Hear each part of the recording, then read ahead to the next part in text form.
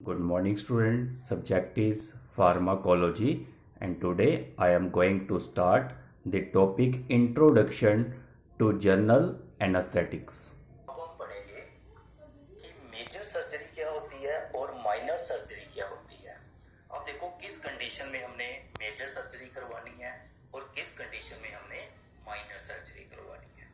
सबसे पहले क्या होता है, पेशेंट होता है और पेशेंट को सबसे पहले डॉक्टर क्या करता है, डायग्नोज करता है। डायग्नोज करने के बाद फिर उसे पता चलता है कि वो सर्जरी के लिए उसे सुजेस्ट करते हैं। तो सर्जरी फिर वो बताते हैं कि तुम्हारी माइनर सर्जरी है या मेजर सर्जरी है। अगर तो माइनर सर्जरी होगी तो माइनर सर्जरी के लिए हम लोकल एनेस्थेटिक देते हैं। लोकल एनेस्थेटिक का मतलब ये होता है कि किसी पर्टिकुलर एरिया पे जब हमें किसी चोट लगती है तो लोकल एनेस्थीसिया हम देकर उसे बचा सकते हैं, उसकी पेन को खत्म कर सकते हैं, पेशेंट को ठीक कर सकते हैं। तो that is called local anaesthetic. अगर मेजर सर्जरी करनी हो तो मेजर सर्जरी के लिए सबसे पहले पेशेंट को हॉस्पिटल में एडमिट होना पड़ता है, फिर उसके बाद उसे प्री एनेस्थेटिक देना पड़ता है। मतलब जब सर्जरी से पहले कुछ मेडिसिन होती है वो हम उसे देते हैं, जैसे न्यूरोलेप्टिक ड्रग्स देते हैं, या किसी पेशेंट को वोमिटिंग हो जाए तो एंटी इमेटिक ड्रग्स देते हैं। फिर उसके बाद हम उसे देते हैं जर्नल एनेस्थेटिक्स। तो जर्नल एनेस्थेटिक्स जो होते हैं वो दो तरह के होते हैं। एक होती है इनहेलेशन जर्नल एनेस्थेटिक्स और दूसरा होता है इंटरवीनियस जर्नल एनेस्थेटिक्स। तो सबसे पहले हम पढ़ेंगे इनहेलेशन जर्नल एनेस्थेटिक क्या होता है। तो इनहेलेशन जर्नल एनेस्थेटिक का मतलब जो ड्रग्स हम इनहेल करते हैं। कहने का मतलब जो ड्रग होती है सबसे पहले first reach to the lungs, जो ड्रग होती है सबसे पहले हमारे लंग्स में पहुंचती है and then are transfer to the blood. फिर वो ट्रांसफर होकर हमारे ब्लड में ट्रांसफर हो जाती है and finally are transfer to the brain. और लास्ट में क्या होता है, हमारे ब्रेन में ट्रांसफर हो जाती है। जो journal inhalation journal anaesthetic drugs है सबसे पहले लंग्स में, फिर ट्रांसफर होकर हमारे ब्लड में ट्रांसफर हो जाती है, फिर फाइनली वो हमारे ब्रेन में चली जाती है, जिससे क्या होता है हमारा सेंट्रल नर्वस सिस्टम जो होता है वो डिप्रेस हो जाता है। इसके बाद जो ड्रग होती है वो रिवर्सिबल भी होती है।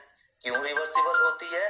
क्योंकि affected organs return to the normal site after the concentration of the drug has been decreased.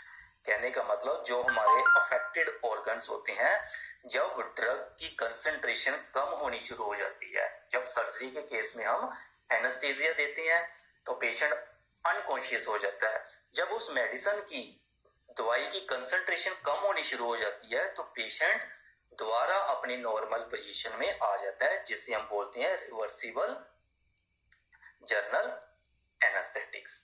तो दूसरा आ जाता है इंटरवीनियस जर्नल एनेस्थेटिक्स क्या होते हैं। तो इंटरवीनियस में क्या होता है, हम इंजेक्शन लगाते हैं। तो इसमें क्या होता है, डायरेक्टली इनटू द ब्लड। हम जो जर्नल एनेस्थीसिया देते हैं तो डायरेक्टली हम देते हैं ब्लड में, जिससे क्या होता है anaesthesia begin with in 1 minute. तो एनेस्थीसिया का जो असर होता है वो 1 मिनट में ही शुरू हो जाता है। तो ये सारी जो प्रक्रिया है ये डिपेंड करता है हमारे ब्लड ब्रेन बैरियर के ऊपर। तो ब्लड ब्रेन बैरियर जो होता है उसका मतलब क्या होता है, जो हमारे सेंट्रल नर्वस सिस्टम में एक्स्ट्रा सेलुलर फ्लूइड होता है वहां से सर्कुलेटरी ब्लड को वो सेपरेट कर देता है। कहने का मतलब जो सीएनएस है सेंट्रल नर्वस सिस्टम, उसमें जो एक्स्ट्रा सेलुलर फ्लूइड्स होते हैं वहां से क्या होता है, जो सर्कुलेटरी ब्लड होता है उसको सेपरेट कर देता है, जिससे क्या होता है रिजल्ट निकलता है हमारा ब्रेन जो होता है डिप्रेस हो जाता है। अब हम पढ़ेंगे पेशेंट फैक्टर अफेक्टिंग जो फीचर्स होते हैं। इसमें हम सबसे पहले पढ़ेंगे कार्डियोवास्कुलर सिस्टम।